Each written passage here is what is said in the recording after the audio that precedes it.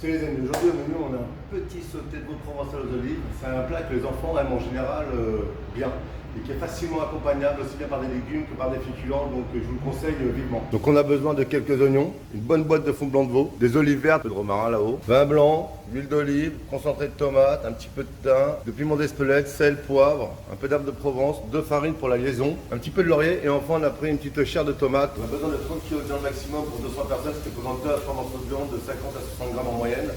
On va commencer par remarquer la viande en cuisson, du coup j'ai graissé ma gamelle avec de l'huile d'olive. Un petit peu comme ça. Et là j'ai balancé 5-6 kg de viande. Et bien voilà, c'est bien chaud là, c'est parti. Ça sent bien, c'est pas mal. Donc la viande a une très belle pression de malade, mais en fait je vais la débarrasser et je vais recommencer l'opération. Au moins 3 ou 4 fois pour 30 kg de viande. Elle est quand même super belle. Je vais mettre une petite huile. Et c'est reparti pour la deuxième fois là. Pareil. Comme vous pouvez le voir, la viande est magnifique, elle est bien dorée, elle est super bien rissolée. Voilà, vous voyez là au fond, là le marron, là, ça sont les sucres de viande et on va commencer par mettre les oignons à suer dedans avec un petit peu d'huile d'olive. Vous allez voir, on va bien gratter ça là. On va récupérer tout ça dans nos oignons, ça va être magnifique. Et après, on va bien récupérer les sucres avec un déglaçage au vin blanc.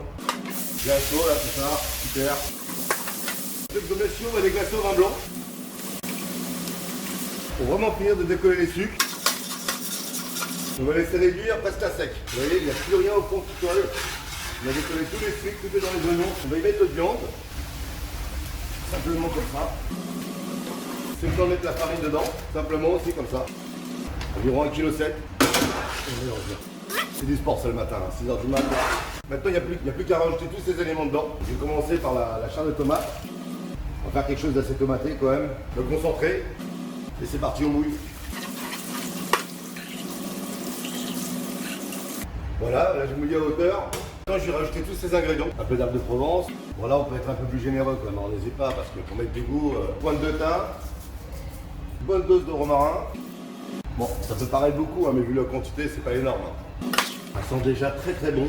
La petite pointe de piment d'Espelette qui va bien. Léger, hein, pas que je sois trop fort. Ça je l'ai pas dit dans la liste des ingrédients, mais pour retirer un peu l'acidité de la tomate, je sucre très légèrement. La sauce est belle couleur. Assez épaisse, il ne reste plus que le fond de veau à mettre, ça devrait être super. Maintenant que ça bout bien, je vais incorporer le fond blanc de veau. Alors j'attends toujours que ça bout parce que ça se mélange toujours mieux et je le fais toujours comme ça parce que si je mets directement le fond blanc là-dedans, parfois ça fait des grumeaux, on n'arrive pas à s'en débarrasser. Donc là on est dans la dernière demi-heure de cuisson, je vais y mettre mon ail, alors bon j'en mets une petite quinzaine pour la quantité, 15-20 ça suffit largement. On va y mettre nos olives. Il y a deux méthodes de cuisson, alors là on va la laisser en sauteuse pendant 1 heure, 1 heure et demie. Et on va dire remuer très fréquemment afin que ça ne colle pas au fond, que la farine et tout, le fait que la sauce soit un petit peu épaisse, colle au fond.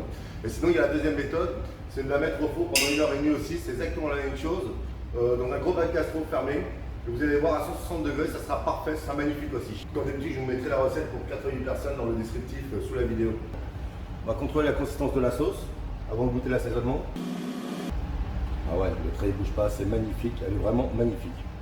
On va goûter maintenant. Ah ouais, c'est magnifique. Franchement, c'est superbe. On sent la petite herbe là comme ça en bouche léger au fond là, mais sans excès.